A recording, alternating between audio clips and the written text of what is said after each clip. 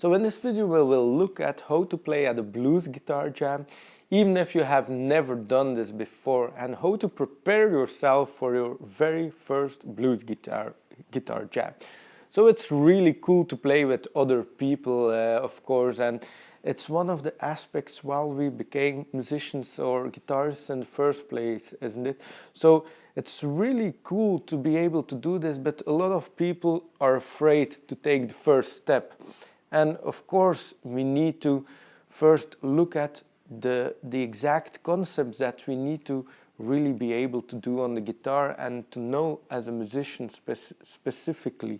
So what is really important is not only what you play and your level of playing, but also your level of communication with other musicians. And there are a lot of musical cues that you will hear at such jam sessions, such as we're gonna play a blues in the key of B flat, or we're playing a minor blues in the key of D, or go to the 5 chord. And all these musical cues are really important to get the hang of before you go out and jam. Of course, you can just go out and jam and then find out what all these cues are just by trial and error, but that's the more nerve-wracking approach, of course. That's exactly why I wrote a special guide on my website about how to prepare yourself on a blues guitar jam and what are all the things you need to know. So this guide basically goes more in depth about this, and you will find the link below this video to this guide so you can download it. It's basically a mini course that you get by email. And every day you will get like a tip on how to get better at communicating and what you need to know. So the essential steps are knowing what the different kinds of blues chord structures are.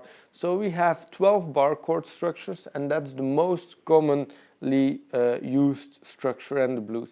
So if you're at a blues guitar jam and somebody says to you, well, we're gonna play a blues in the key of B flat, basically what you need to know is what are the chords in a 12-bar in the key of B flat, because a blues in the key of B flat, most of the time they use just a standard 12-bar structure.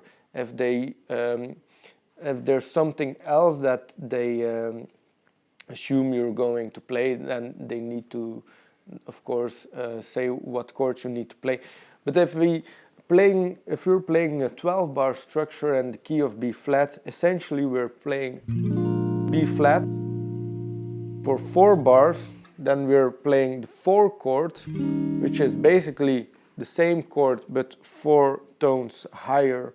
It's a dominant 7th chord. And also the term dominant 7th chord, if you aren't aware what this is, then I encourage you to download my mini course on how to jam with other people, because this term dominant chords is also explained in there. But the 4 chord is basically, if we have B flat, we are counting 4 tones higher. So we have B flat, C, we have D, and here we have then the E flat 7th chord.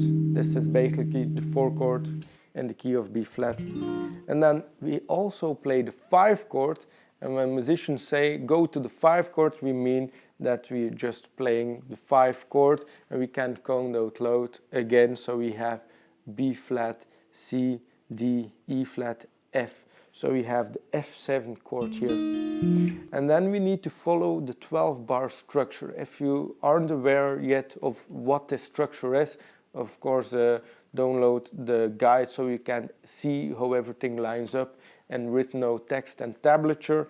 But basically we go to the 5 chord, and the last 4 measures of our 12-bar structure.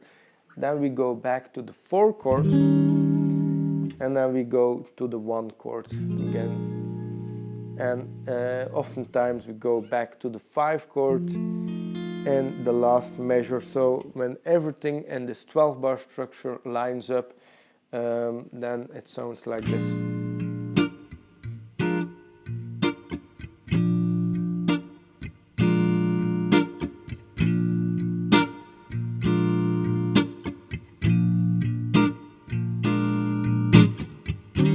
4 chord.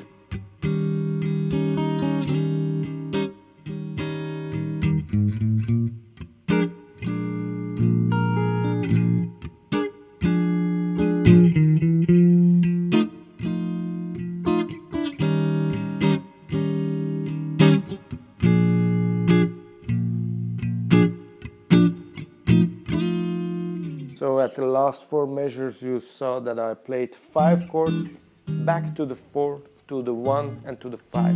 So this is essential knowledge that you need to have before you go out and jam. So if somebody at a jam session tells you, well, play a blues and the key of G, then you need to be able to shift all those chords to the G note here. And that's why you need to know your notes on the guitar. And also if you need to play solo, you need to know that here's your G minor pentatonic scale, for instance. So all these things are important to know. Somebody tells you we're going to play a G minor blues. Well, you need to know where your G minor chord is and how a blues progression and the key of G minor lines up. All these musical cues are really important. So this is a really deep topic.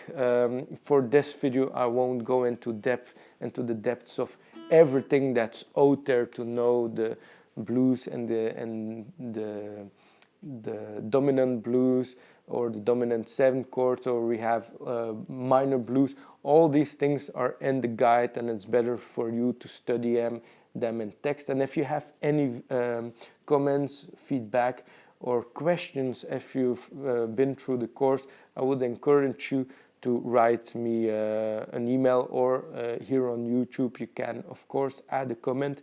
And I'm always excited to see everyone here that's following the channel.